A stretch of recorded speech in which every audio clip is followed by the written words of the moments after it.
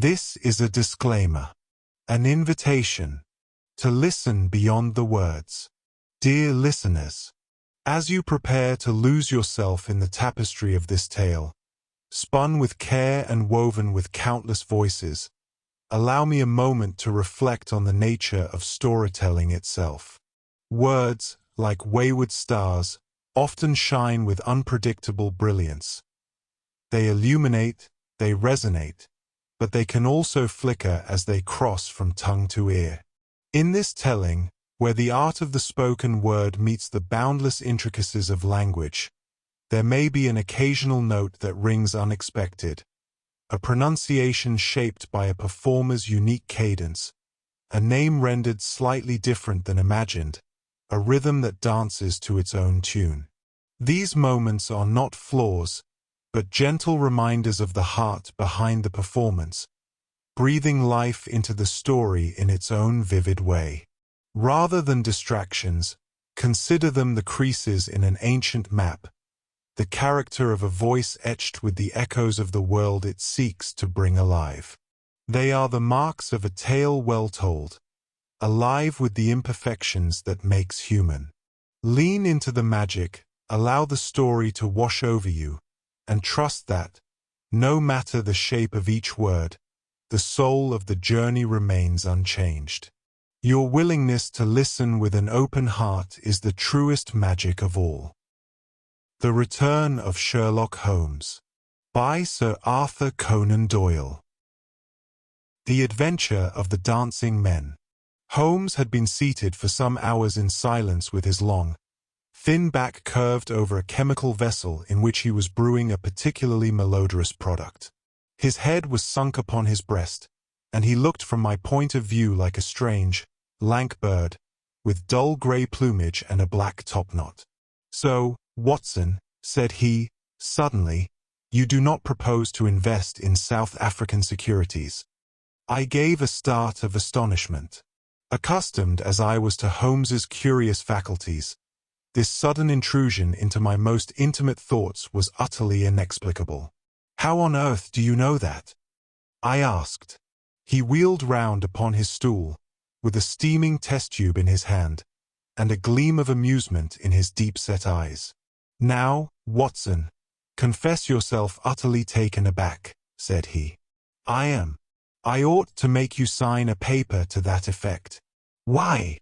"Because in 5 minutes you will say that it is all so absurdly simple. I am sure that I shall say nothing of the kind. You see, my dear Watson," he propped his test tube in the rack, and began to lecture with the air of a professor addressing his class. "It is not really difficult to construct a series of inferences, each dependent upon its predecessor and each simple in itself. If, after doing so, one simply knocks out all the central inferences and presents one's audience with the starting point and the conclusion, one may produce a startling, though possibly a meretricious, effect.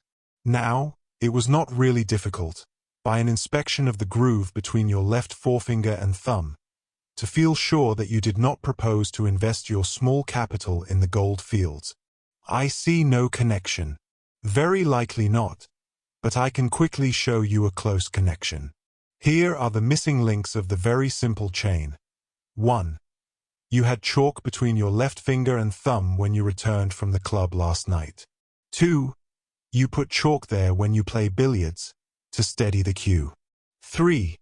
You never play billiards except with Thurston. 4. You told me, 4 weeks ago, that Thurston had an option on some South African property which would expire in a month, and which he desired you to share with him.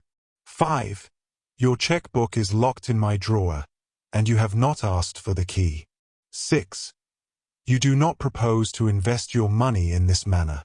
How absurdly simple! I cried. "Quite so," said he, a little nettled. "Every problem becomes very childish when once it is explained to you. Here is an unexplained one. See what you can make of that, friend Watson."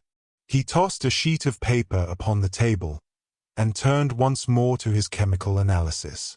I looked with amazement at the absurd hieroglyphics upon the paper. "Why, Holmes, it is a child's drawing," I cried. Oh, that's your idea.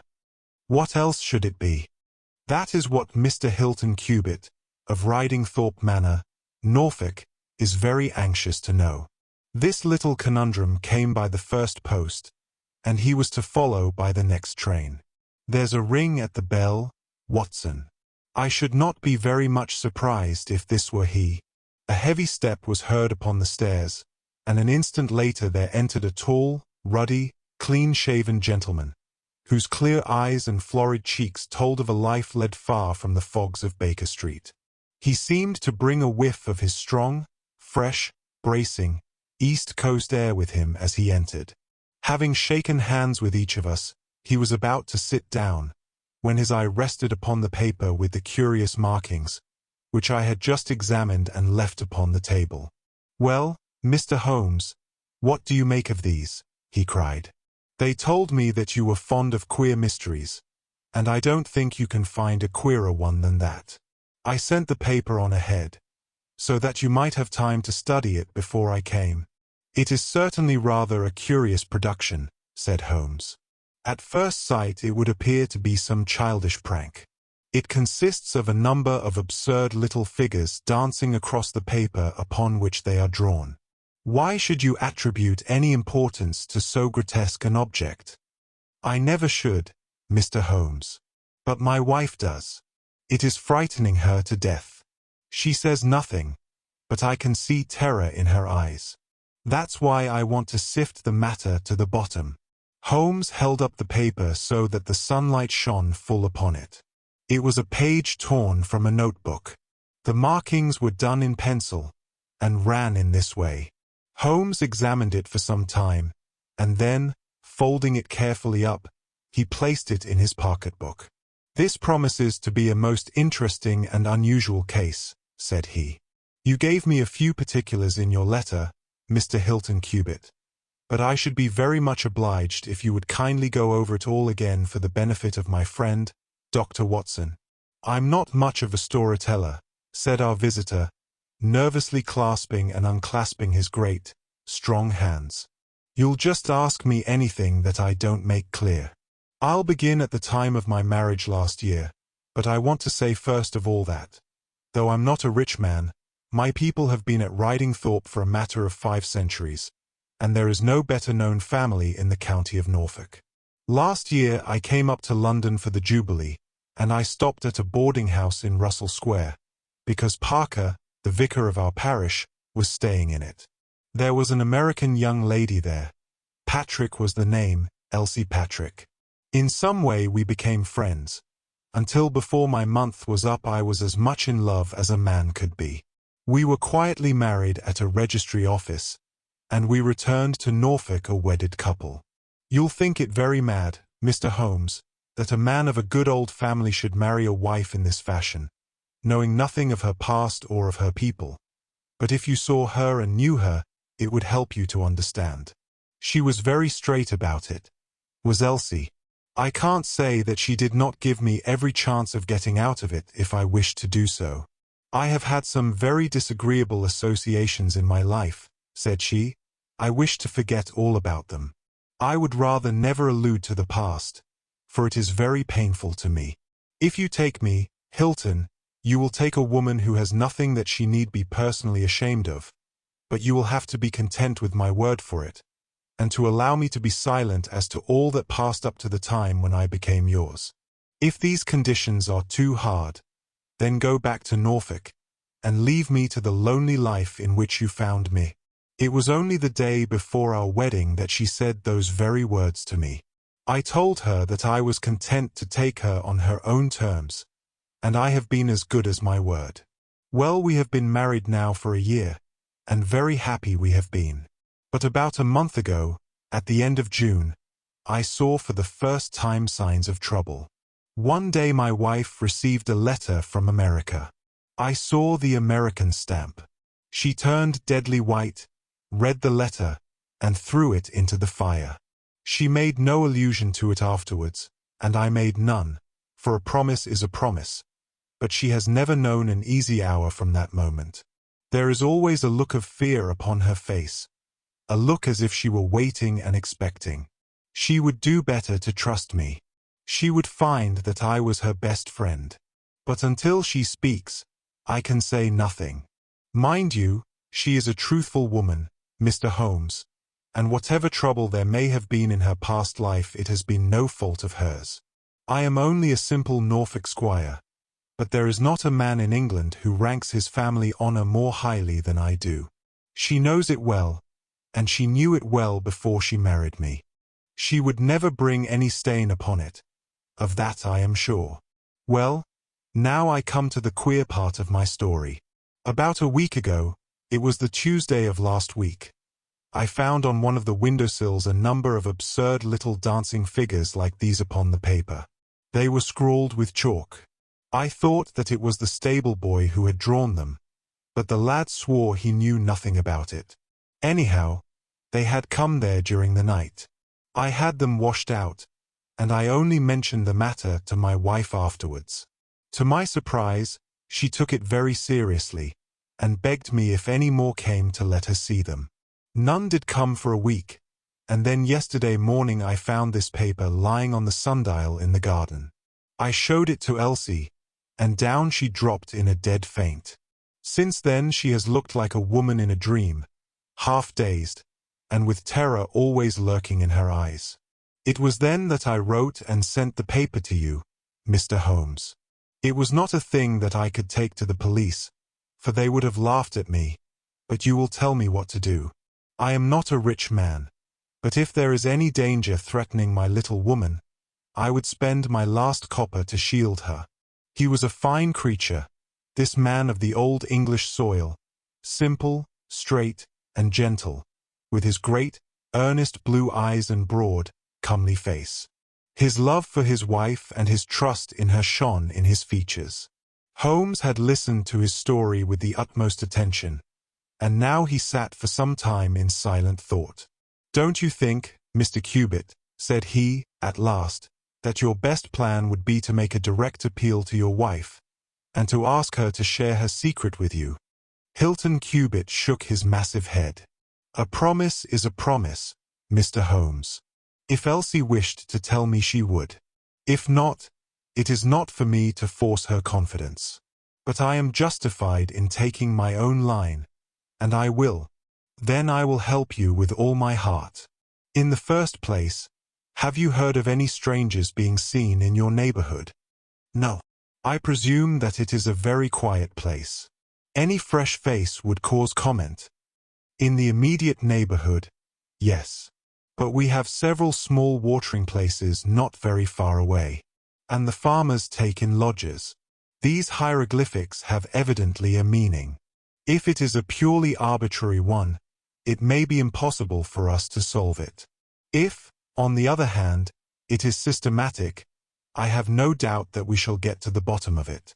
But this particular sample is so short that I can do nothing, and the facts which you have brought me are so indefinite that we have no basis for an investigation. I would suggest that you return to Norfolk, that you keep a keen lookout, and that you take an exact copy of any fresh dancing men which may appear. It is 1,000 pities that we have not a reproduction of those which were done in chalk upon the windowsill. Make a discreet inquiry also as to any strangers in the neighborhood.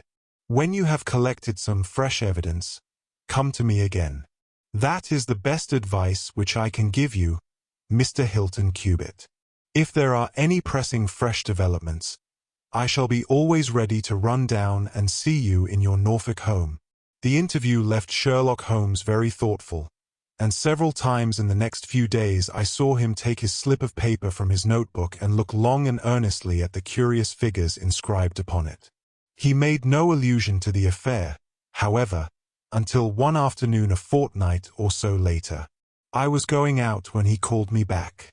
"You had better stay here, Watson." "Why?" "Because I had a wire from Hilton Cubitt this morning. You remember Hilton Cubitt, of the Dancing Men? He was to reach Liverpool Street at 1:20. He may be here at any moment. I gather from his wire that there have been some new incidents of importance. We had not long to wait, for our Norfolk squire came straight from the station as fast as a hansom could bring him. He was looking worried and depressed, with tired eyes and a lined forehead. "It's getting on my nerves, this business, Mr. Holmes," said he, as he sank, like a wearied man, into an armchair. "It's bad enough to feel that you are surrounded by unseen, unknown folk who have some kind of design upon you. But when, in addition to that, you know that it is just killing your wife by inches, then it becomes as much as flesh and blood can endure. She's wearing away under it. Just wearing away before my eyes. Has she said anything yet?" "No, Mr. Holmes, she has not. And yet there have been times when the poor girl has wanted to speak, and yet could not quite bring herself to take the plunge. I have tried to help her, but I dare say I did it clumsily, and scared her from it.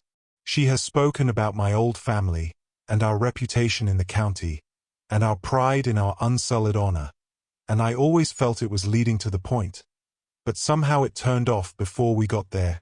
But you have found out something for yourself." "A good deal, Mr. Holmes. I have several fresh dancing men pictures for you to examine. And, what is more important, I have seen the fellow." "What? The man who draws them?" "Yes, I saw him at his work. But I will tell you everything in order. When I got back after my visit to you, the very first thing I saw next morning was a fresh crop of dancing men.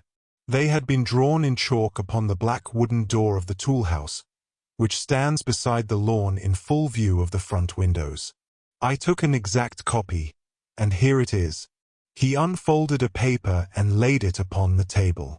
"Here is a copy of the hieroglyphics." "Excellent," said Holmes. "Excellent. Pray continue." "When I had taken the copy, I rubbed out the marks, but, 2 mornings later, a fresh inscription had appeared. I have a copy of it here." Holmes rubbed his hands and chuckled with delight. "Our material is rapidly accumulating," said he. 3 days later a message was left scrawled upon paper, and placed under a pebble upon the sundial. Here it is. The characters are, as you see, exactly the same as the last one.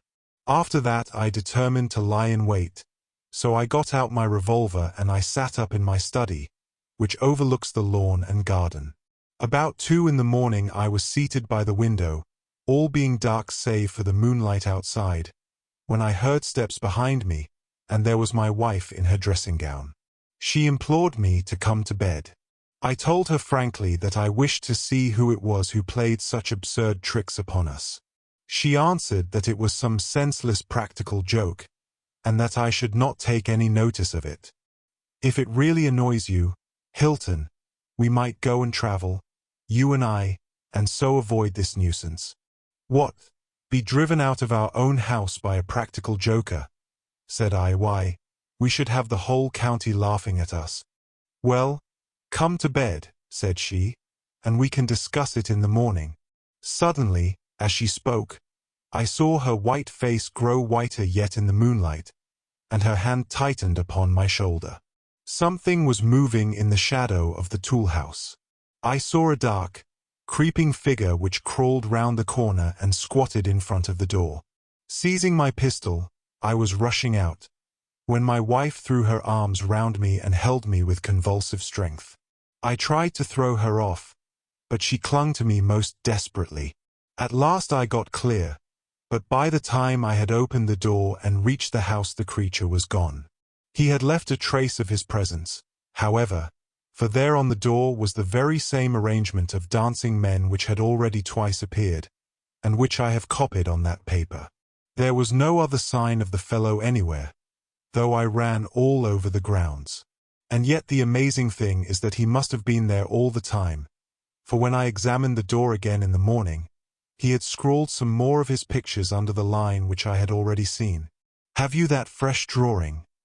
"Yes, it is very short, but I made a copy of it, and here it is." Again he produced a paper. The new dance was in this form. "Tell me," said Holmes, and I could see by his eyes that he was much excited, "was this a mere addition to the first, or did it appear to be entirely separate?" "It was on a different panel of the door." "Excellent. This is far the most important of all for our purpose. It fills me with hopes. Now, Mr. Hilton Cubitt, please continue your most interesting statement. I have nothing more to say, Mr. Holmes, except that I was angry with my wife that night for having held me back when I might have caught the skulking rascal. She said that she feared that I might come to harm. For an instant it had crossed my mind that perhaps what she really feared was that he might come to harm, for I could not doubt that she knew who this man was, and what he meant by these strange signals. But there is a tone in my wife's voice, Mr. Holmes, and a look in her eyes which forbid doubt, and I am sure that it was indeed my own safety that was in her mind. There's the whole case, and now I want your advice as to what I ought to do. My own inclination is to put half a dozen of my farm lads in the shrubbery, and when this fellow comes again to give him such a hiding that he will leave us in peace for the future. I fear it is too deep a case for such simple remedies, said Holmes. How long can you stay in London? I must go back today. I would not leave my wife alone all night for anything. She is very nervous, and begged me to come back. I dare say you are right. But if you could have stopped, I might possibly have been able to return with you in a day or two. Meanwhile you will leave me these papers, and I think that it is very likely that I shall be able to pay you a visit shortly and to throw some light upon your case. Sherlock Holmes preserved his calm professional manner until our visitor had left us, although it was easy for me, who knew him so well, to see that he was profoundly excited. The moment that Hilton Cubitt's broad back had disappeared through the door, my comrade rushed to the table, laid out all the slips of paper containing dancing men in front of him, and threw himself into an intricate and elaborate calculation. For 2 hours I watched him as he covered sheet after sheet of paper with figures and letters, so completely absorbed in his task that he had evidently forgotten my presence. Sometimes he was making progress and whistled and sang at his work. Sometimes he was puzzled, and would sit for long spells with a furrowed brow and a vacant eye. Finally he sprang from his chair with a cry of satisfaction, and walked up and down the room rubbing his hands together. Then he wrote a long telegram upon a cable form. If my answer to this is as I hope, you will have a very pretty case to add to your collection, Watson, said he. I expect that we shall be able to go down to Norfolk tomorrow, and to take our friend some very definite news as to the secret of his annoyance. I confess that I was filled with curiosity, but I was aware that Holmes liked to make his disclosures at his own time and in his own way, so I waited until it should suit him to take me into his confidence. But there was a delay in that answering telegram, and 2 days of impatience followed, during which Holmes pricked up his ears at every ring of the bell. On the evening of the 2nd there came a letter from Hilton Cubitt. All was quiet with him, save that a long inscription had appeared that morning upon the pedestal of the sundial. He enclosed a copy of it, which is here reproduced. Holmes bent over this grotesque frieze for some minutes, and then suddenly sprang to his feet with an exclamation of surprise and dismay. His face was haggard with anxiety. "We have let this affair go far enough," said he. "Is there a train to North Walsham tonight?" I turned up the timetable. The last had just gone. "Then we shall breakfast early and take the very first in the morning," said Holmes. "Our presence is most urgently needed. Ah, here is our expected cablegram. One moment, Mrs. Hudson. There may be an answer. No, that is quite as I expected. This message makes it even more essential that we should not lose an hour in letting Hilton Cubitt know how matters stand, for it is a singular and a dangerous web in which our simple Norfolk squire is entangled." So, indeed, it proved, and as I come to the dark conclusion of a story which had seemed to me to be only childish and bizarre, I experience once again the dismay and horror with which I was filled. Would that I had some brighter ending to communicate to my readers, but these are the chronicles of fact, and I must follow to their dark crisis the strange chain of events which for some days made Ridingthorpe Manor a household word through the length and breadth of England. We had hardly alighted at North Walsham, and mentioned the name of our destination, when the station-master hurried towards us. "I suppose that you are the detectives from London," said he. A look of annoyance passed over Holmes's face. "What makes you think such a thing?" "Because Inspector Martin from Norwich has just passed through. But maybe you are the surgeons. She's not dead, or wasn't by last accounts. You may be in time to save her yet, though it be for the gallows." Holmes's brow was dark with anxiety. "We are going to Ridingthorpe Manor," said he, "but we have heard nothing of what has passed there." "It's a terrible business," said the station master. "They are shot, both Mr. Hilton Cubitt and his wife. She shot him and then herself, so the servants say. He's dead and her life is despaired of. Dear, dear, one of the oldest families in the county of Norfolk, and one of the most honored." Without a word Holmes hurried to a carriage, and during the long 7 miles drive he never opened his mouth. Seldom have I seen him so utterly despondent. He had been uneasy during all our journey from town, and I had observed that he had turned over the morning papers with anxious attention, but now this sudden realization of his worst fears left him in a blank melancholy. He leaned back in his seat, lost in gloomy speculation. Yet there was much around to interest us, for we were passing through as singular a countryside as any in England, where a few scattered cottages represented the population of today, while on every hand enormous square-towered churches bristled up from the flat green landscape and told of the glory and prosperity of old East Anglia. At last the violet rim of the German Ocean appeared over the green edge of the Norfolk coast, and the driver pointed with his whip to 2 old brick and timber gables which projected from a grove of trees. "That's Ridingthorpe Manor," said he. As we drove up to the porticoed front door, I observed in front of it, beside the tennis lawn, the black tool house and the pedestaled sundial with which we had such strange associations. A dapper little man, with a quick, alert manner and a waxed moustache, had just descended from a high dog-cart. He introduced himself as Inspector Martin, of the Norfolk Constabulary, and he was considerably astonished when he heard the name of my companion. "Why, Mr. Holmes, the crime was only committed at 3 this morning. How could you hear of it in London and get to the spot as soon as I anticipated it. I came in the hope of preventing it." "Then you must have important evidence, of which we are ignorant, for they were said to be a most united couple." "I have only the evidence of the dancing men," said Holmes. "I will explain the matter to you later. Meanwhile, since it is too late to prevent this tragedy, I am very anxious that I should use the knowledge which I possess in order to ensure that justice be done. Will you associate me in your investigation, or will you prefer that I should act independently?" "I should be proud to feel that we were acting together, Mr. Holmes," said the inspector, earnestly. "In that case I should be glad to hear the evidence and to examine the premises without an instant of unnecessary delay."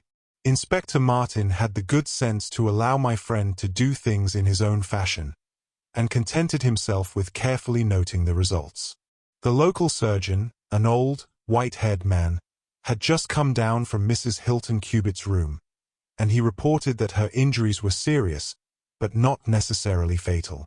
The bullet had passed through the front of her brain, and it would probably be some time before she could regain consciousness. On the question of whether she had been shot or had shot herself, he would not venture to express any decided opinion. Certainly the bullet had been discharged at very close quarters. There was only the one pistol found in the room, 2 barrels of which had been emptied. Mr. Hilton Cubitt had been shot through the heart. It was equally conceivable that he had shot her and then himself, or that she had been the criminal, for the revolver lay upon the floor midway between them. "Has he been moved?" asked Holmes. "We have moved nothing except the lady. We could not leave her lying wounded upon the floor." "How long have you been here, Doctor?" "Since 4 o'clock. Anyone else?" "Yes, the constable here." "And you have touched nothing?" "Nothing. You have acted with great discretion." "Who sent for you?" "The housemaid, Saunders." "Was it she who gave the alarm?" "She and Mrs. King, the cook." "Where are they now?" In the kitchen, I believe. Then I think we had better hear their story at once. The old hall, oak-paneled and high-windowed, had been turned into a court of investigation. Holmes sat in a great, old-fashioned chair, his inexorable eyes gleaming out of his haggard face. I could read in them a set purpose to devote his life to this quest until the client whom he had failed to save should at last be avenged. The trim Inspector Martin, the old, grey-headed country doctor, myself, and a stolid village policeman made up the rest of that strange company. The two women told their story clearly enough. They had been aroused from their sleep by the sound of an explosion, which had been followed a minute later by a second one. They slept in adjoining rooms, and Mrs. King had rushed in to Saunders. Together they had descended the stairs. The door of the study was open, and a candle was burning upon the table. Their master lay upon his face in the center of the room. He was quite dead. Near the window his wife was crouching, her head leaning against the wall. She was horribly wounded, and the side of her face was red with blood. She breathed heavily, but was incapable of saying anything. The passage, as well as the room, was full of smoke and the smell of powder. The window was certainly shut and fastened upon the inside. Both women were positive upon the point. They had at once sent for the doctor and for the constable. Then, with the aid of the groom and the stable boy, they had conveyed their injured mistress to her room. Both she and her husband had occupied the bed. She was clad in her dress, he in his dressing gown, over his nightclothes. Nothing had been moved in the study. So far as they knew, there had never been any quarrel between husband and wife. They had always looked upon them as a very united couple. These were the main points of the servants' evidence. In answer to Inspector Martin, they were clear that every door was fastened upon the inside, and that no one could have escaped from the house. In answer to Holmes, they both remembered that they were conscious of the smell of powder from the moment that they ran out of their rooms upon the top floor. I commend that fact very carefully to your attention, said Holmes to his professional colleague. And now I think that we are in a position to undertake a thorough examination of the room. The study proved to be a small chamber, lined on three sides with books, and with a writing table facing an ordinary window, which looked out upon the garden. Our first attention was given to the body of the unfortunate squire, whose huge frame lay stretched across the room. His disordered dress showed that he had been hastily aroused from sleep. The bullet had been fired at him from the front, and had remained in his body after penetrating the heart. His death had certainly been instantaneous and painless. There was no powder marking either upon his dressing gown or on his hands. According to the country surgeon, the lady had stains upon her face, but none upon her hand. The absence of the latter means nothing, though its presence may mean everything, said Holmes. Unless the powder from a badly fitting cartridge happens to spurt backward, one may fire many shots without leaving a sign. I would suggest that Mr. Cubitt's body may now be removed. I suppose, Doctor, you have not recovered the bullet which wounded the lady. A serious operation will be necessary before that can be done. But there are still 4 cartridges in the revolver. 2 have been fired and 2 wounds inflicted, so that each bullet can be accounted for. So it would seem, said Holmes. Perhaps you can account also for the bullet which has so obviously struck the edge of the window. He had turned suddenly, and his long, thin finger was pointing to a hole which had been drilled right through the lower window sash, about an inch above the bottom. By George, cried the inspector. However did you see that? Because I looked for it. Wonderful, said the country doctor. You are certainly right, sir. Then a 3rd shot has been fired, and therefore a 3rd person must have been present. But who could that have been, and how could he have got away? That is the problem which we are now about to solve, said Sherlock Holmes. You remember, Inspector Martin, when the servants said that on leaving their room they were at once conscious of a smell of powder. I remarked that the point was an extremely important one. Yes, sir. But I confess I did not quite follow you. It suggested that at the time of the firing, the window as well as the door of the room had been open. Otherwise the fumes of powder could not have been blown so rapidly through the house. A draft in the room was necessary for that. Both door and window were only open for a very short time. However, how do you prove that? Because the candle was not gutted. Capital, cried the inspector. Capital. Feeling sure that the window had been open at the time of the tragedy, I conceived that there might have been a third person in the affair, who stood outside this opening and fired through it. Any shot directed at this person might hit the sash. I looked, and there, sure enough, was the bullet mark. But how came the window to be shut and fastened? The woman's first instinct would be to shut and fasten the window. But, hello, what is this? It was a lady's handbag which stood upon the study table, a trim little handbag of crocodile skin and silver. Holmes opened it and turned the contents out. There were 20 £50 notes of the Bank of England, held together by an india-rubber band, nothing else. This must be preserved, for it will figure in the trial, said Holmes, as he handed the bag with its contents to the inspector. It is now necessary that we should try to throw some light upon this third bullet, which has clearly, from the splintering of the wood, been fired from inside the room. I should like to see Mrs. King, the cook, again. You said, Mrs. King, that you were awakened by a loud explosion. When you said that, did you mean that it seemed to you to be louder than the second one? Well, sir, it wakened me from my sleep, so it is hard to judge. But it did seem very loud. You don't think that it might have been 2 shots fired almost at the same instant?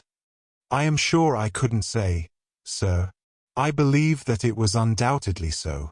I rather think, Inspector Martin, that we have now exhausted all that this room can teach us. If you will kindly step round with me, we shall see what fresh evidence the garden has to offer. A flower bed extended up to the study window, and we all broke into an exclamation as we approached it. The flowers were trampled down, and the soft soil was imprinted all over with footmarks. Large, masculine feet they were, with peculiarly long, sharp toes. Holmes hunted about among the grass and leaves like a retriever after a wounded bird. Then, with a cry of satisfaction, he bent forward and picked up a little brazen cylinder. I thought so, said he. The revolver had an ejector, and here is the third cartridge. I really think, Inspector Martin, that our case is almost complete. The country inspector's face had shown his intense amazement at the rapid and masterful progress of Holmes's investigation. At first he had shown some disposition to assert his own position, but now he was overcome with admiration, and ready to follow without question wherever Holmes led. Whom do you suspect? He asked. I'll go into that later. There are several points in this problem which I have not been able to explain to you yet. Now that I have got so far, I had best proceed on my own lines, and then clear the whole matter up once and for all. Just as you wish, Mr. Holmes, so long as we get our man. I have no desire to make mysteries, but it is impossible at the moment of action to enter into long and complex explanations. I have the threads of this affair all in my hand.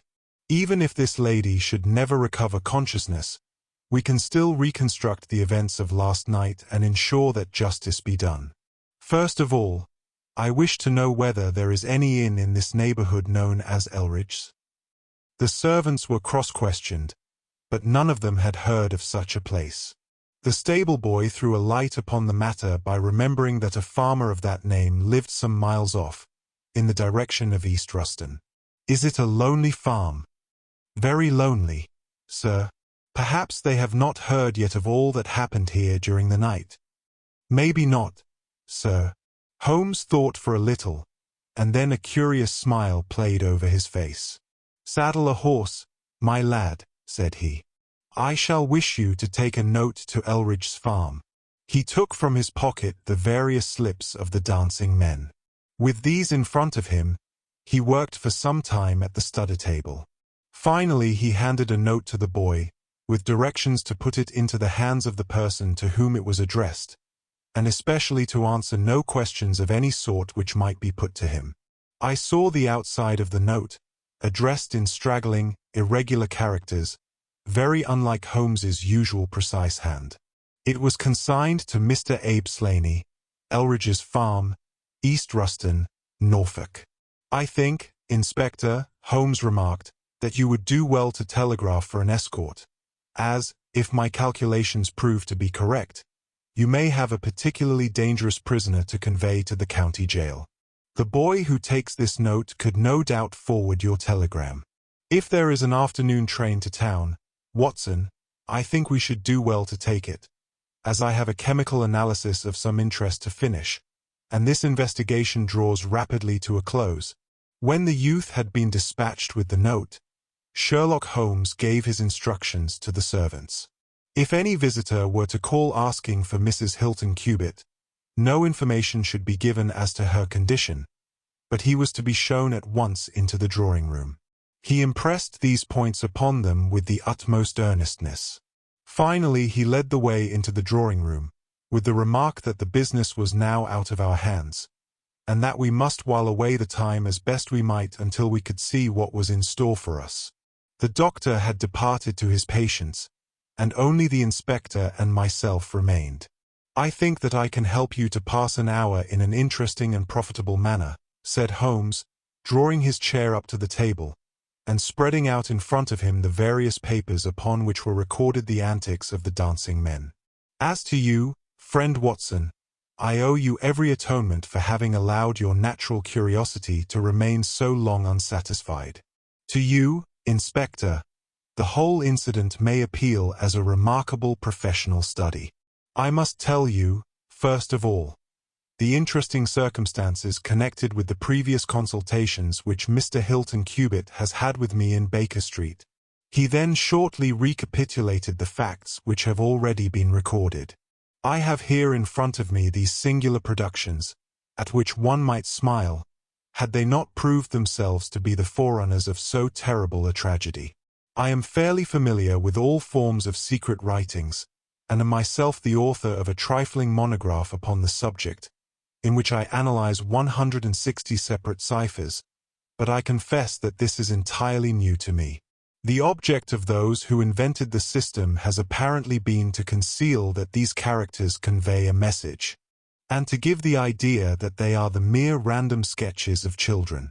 Having once recognized, however, that the symbols stood for letters, and having applied the rules which guide us in all forms of secret writings, the solution was easy enough.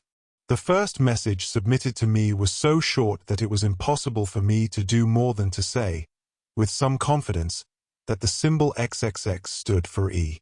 As you are aware, E is the most common letter in the English alphabet, and it predominates to so marked an extent that even in a short sentence one would expect to find it most often. Out of 15 symbols in the first message, 4 were the same, so it was reasonable to set this down as E. It is true that in some cases the figure was bearing a flag, and in some cases not, but it was probable, from the way in which the flags were distributed, that they were used to break the sentence up into words. I accepted this as a hypothesis, and noted that E was represented by. But now came the real difficulty of the inquiry. The order of the English letters after E is by no means well marked, and any preponderance which may be shown in an average of a printed sheet may be reversed in a single short sentence. Speaking roughly, T, A, O, I, N, S, H, R, D, and L are the numerical order in which letters occur, but T, A, O, and I are very nearly abreast of each other, and it would be an endless task to try each combination until a meaning was arrived at. I therefore waited for fresh material. In my second interview with Mr. Hilton Cubitt, he was able to give me 2 other short sentences and 1 message, which appeared, since there was no flag, to be a single word. Here are the symbols. Now, in the single word I have already got the 2 E's coming second and fourth in a word of 5 letters. It might be sever, or lever, or never. There can be no question that the latter as a reply to an appeal is far the most probable, and the circumstances pointed to its being a reply written by the lady. Accepting it as correct, we are now able to say that the symbols stand respectively for N, V, and R. Even now I was in considerable difficulty, but a happy thought put me in possession of several other letters. It occurred to me that if these appeals came, as I expected, from someone who had been intimate with the lady in her early life, a combination which contained two E's with three letters between might very well stand for the name Elsie. On examination, I found that such a combination formed the termination of the message, which was 3 times repeated. It was certainly some appeal to Elsie. In this way I had got my L, S, and I. But what appeal could it be? There were only 4 letters in the word which preceded Elsie, and it ended in E. Surely the word must be come. I tried all other 4 letters ending in E, but could find none to fit the case. So now I was in possession of C, O, and M, and I was in a position to attack the first message once more, dividing it into words and putting dots for each symbol which was still unknown. So treated, it worked out in this fashion. Dremdre, ESLNE. Now the first letter can only be A, which is a most useful discovery, since it occurs no fewer than 3 times in this short sentence, and the H is also apparent in the second word. Now it becomes am here a Eastlain, or filling in the obvious vacancies in the name.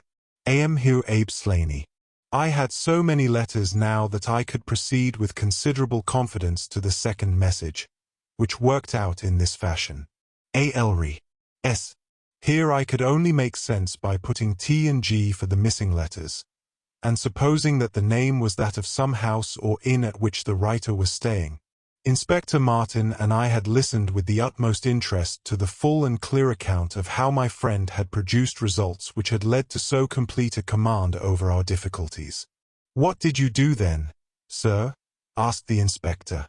I had every reason to suppose that this Abe Slaney was an American, since Abe is an American contraction, and since a letter from America had been the starting point of all the trouble.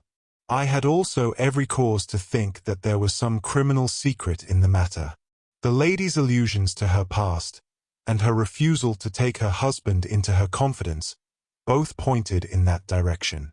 I therefore cabled to my friend, Wilson Hargreave, of the New York Police Bureau, who has more than once made use of my knowledge of London crime. I asked him whether the name of Abe Slaney was known to him. Here is his reply. The most dangerous crook in Chicago. On the very evening upon which I had his answer, Hilton Cubitt sent me the last message from Slaney. Working with known letters, it took this form. Elsie.ria to meet thy go. The addition of AP and AD completed a message which showed me that the rascal was proceeding from persuasion to threats, and my knowledge of the crooks of Chicago prepared me to find that he might very rapidly put his words into action.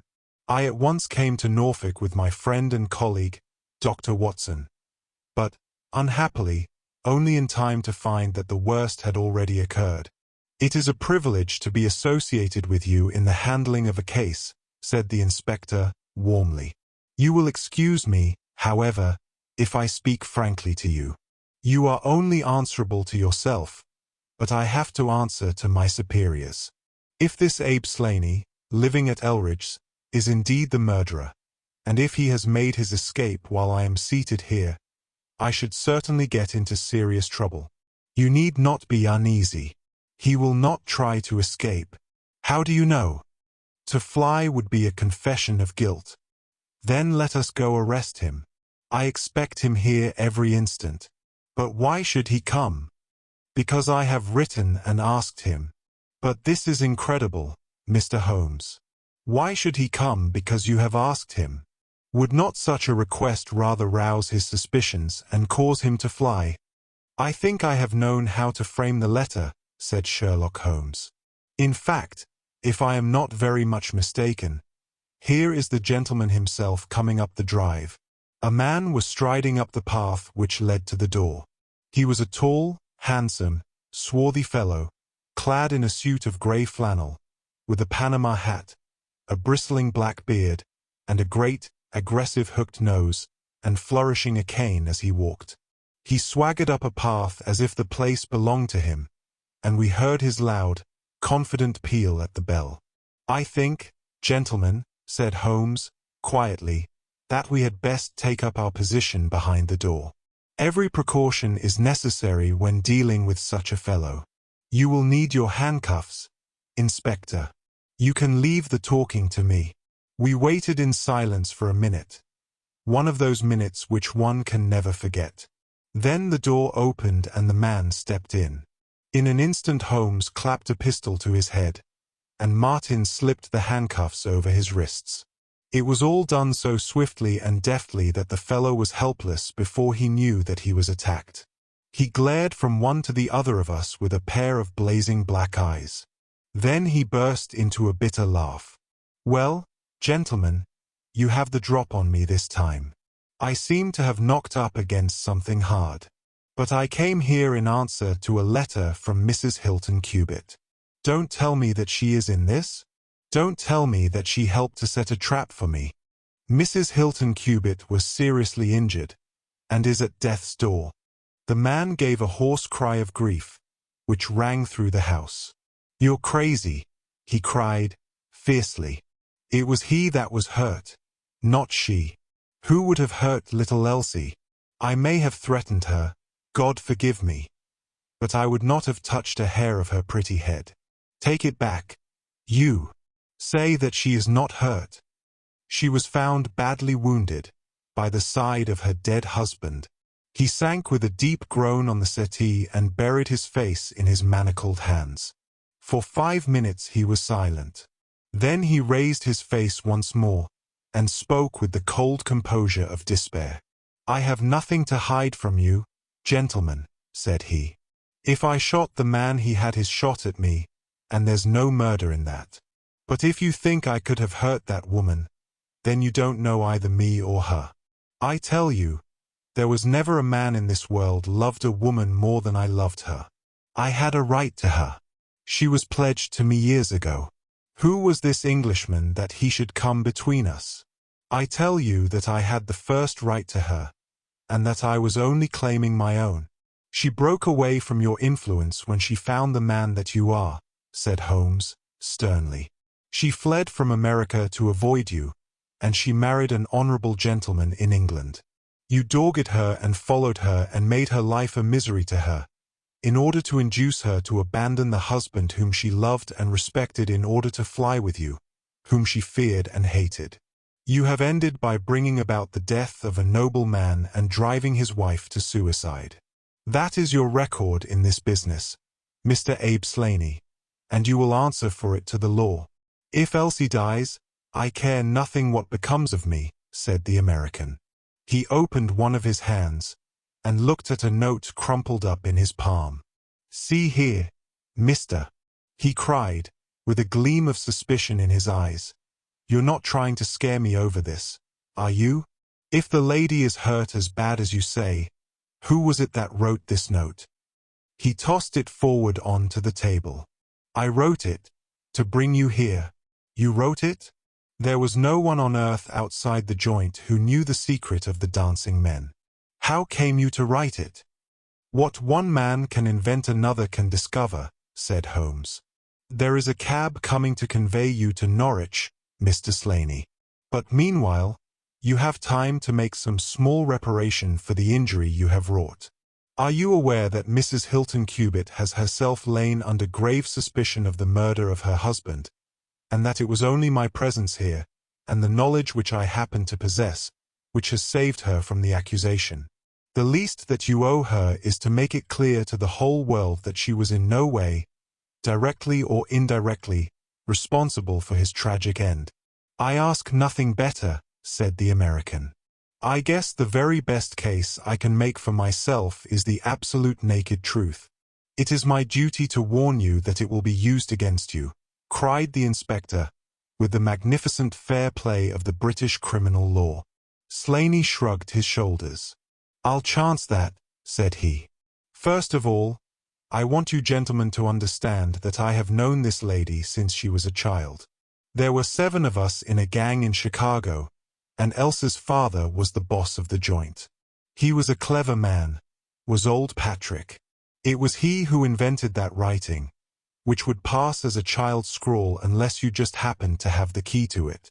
Well, Elsie learned some of our ways, but she couldn't stand the business, and she had a bit of honest money of her own. So she gave us all the slip and got away to London. She had been engaged to me, and she would have married me, I believe, if I had taken over another profession, but she would have nothing to do with anything on the cross. It was only after her marriage to this Englishman that I was able to find out where she was. I wrote to her, but got no answer. After that I came over, and, as letters were no use, I put my messages where she could read them. Well, I have been here a month now. I lived in that farm, where I had a room down below, and could get in and out every night, and no one the wiser. I tried all I could to coax Elsie away. I knew that she read the messages, for once she wrote an answer under one of them. Then my temper got the better of me, and I began to threaten her. She sent me a letter then, imploring me to go away, and saying that it would break her heart if any scandal should come upon her husband. She said that she would come down when her husband was asleep at 3 in the morning, and speak with me through the end window, if I would go away afterwards and leave her in peace. She came down and brought money with her, trying to bribe me to go. This made me mad, and I caught her arm and tried to pull her through the window. At that moment in rushed the husband with his revolver in his hand. Elsie had sunk down upon the floor, and we were face to face. I was healed also, and I held up my gun to scare him off and let me get away.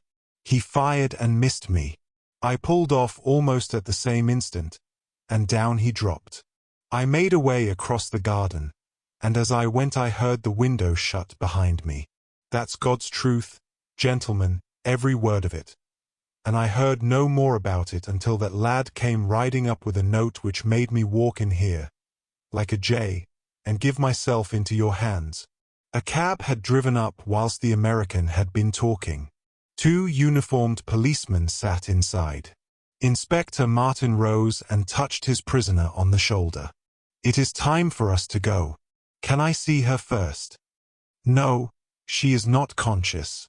Mr. Sherlock Holmes, I only hope that if ever again I have an important case, I shall have the good fortune to have you by my side. We stood at the window and watched the cab drive away. As I turned back, my eye caught the pellet of paper which the prisoner had tossed upon the table.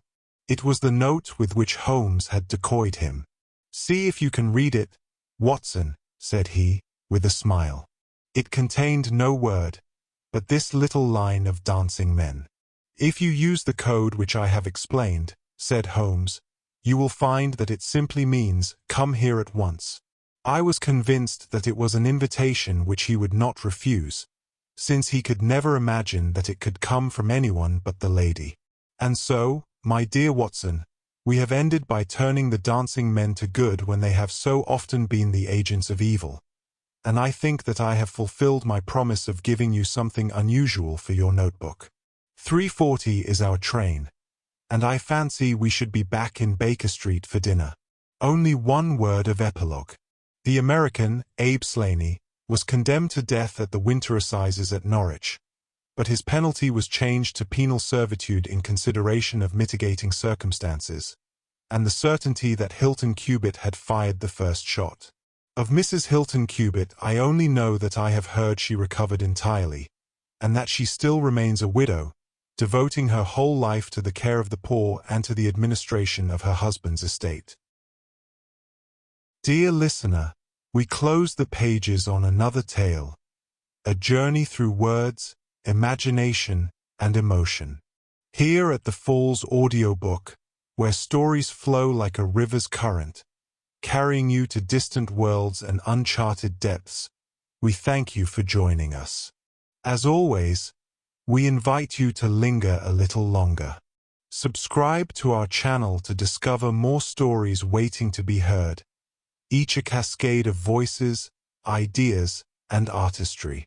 And remember, every great story begins with a single word. Perhaps the next one will begin with you. Until our voices meet again, may your days be filled with quiet moments, rich pages, and the soothing sound of a story well told. This is the Falls Audiobook, signing off.